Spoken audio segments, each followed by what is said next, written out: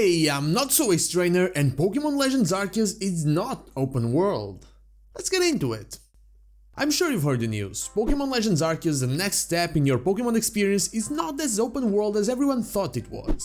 As soon as the Pokémon Company's comment about that was released by Kotaku, you could hear them salivating, drooling over themselves, ready to hit that keyboard like warriors from a forgotten time. There it was, more fire to the flames of their complaints. I'm going to say it again like I've said it a lot of times before. Anyone can have whatever opinion they want, but when all that you've been saying about the franchise for years and years is negative, let it go. Move on. It's just not for you anymore. I played League of Legends for more than 10 years. I stopped enjoying it for like 2 years and decided that it wasn't for me anymore. I'm not going out of my way to complain about whatever they're doing right now. You should do the same. Do something different instead of complaining about something that you can't change. This is not for everybody, of course, and that's why I like having discussions with members of the Pokémon community, but it's something that makes it hard to read about a topic. I was using Twitter though, so that might explain a lot of it. Anyway, with that rant out of the way, let's talk about the good and bad of open world.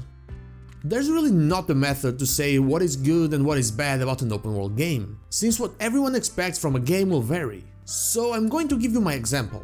I've been playing Skyrim lately, an open world game from 2011 that I honestly found boring back in the day. The world is massive and beautiful, and that opinion still stands 10 years later, but there's barely anything happening most of the time. Your interaction with the world is very limited, which ends up turning a big part of the game into just sightseeing. But I can't lie that just being able to run around and explore without that feeling of limitation is a wonderful thing. One that I felt with Breath of the Wild and The Witcher 3, two games that I hold very high in my top games list. Those two games had an almost perfect mixture of storyline, action and exploration, and I've never felt like I was wasting my time. Still, none of those games have what Pokémon has, and that is an incredibly vast fauna.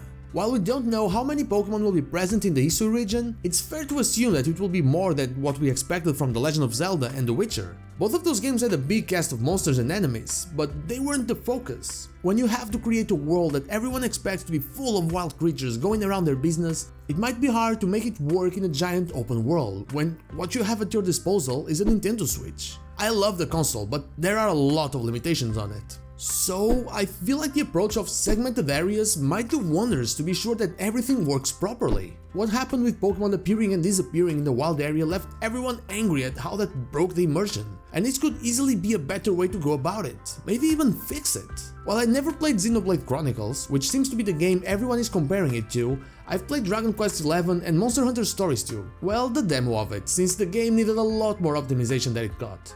Those games feel very open, especially Monster Hunter Stories, both also having turn-based battles. There's a clear limit to where you can and can't go, but it doesn't feel like it is stopping you from exploring. When you enter a different area, you are presented with a whole new section to explore, new items to find, new creatures to battle, everything.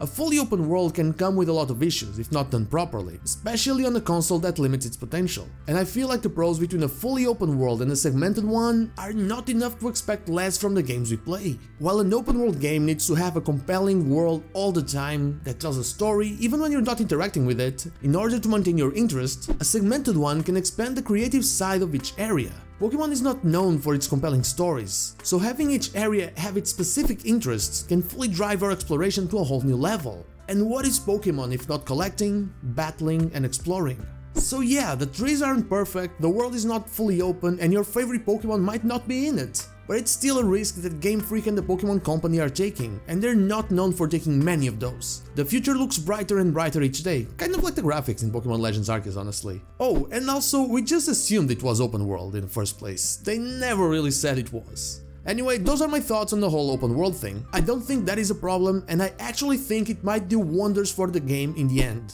What do you think about it? Let me know in the comments down below. Also, before I say goodbye, I want to thank my Twitch viewers that claimed the shoutout for this week, Tyrant Gorilla 197 and Fikaiton. Thank you so much for all of your support. And now, like the video if you like it, dislike if you don't, and don't forget to subscribe to the channel for more Pokemon content. Also, ring the bell so you know when the next video is out. You can follow me on social media, Twitch, we stream there Thursday to Sunday, or join our Discord, all the links are in the description. Thank you so much for watching, and I'll see you all on the next one.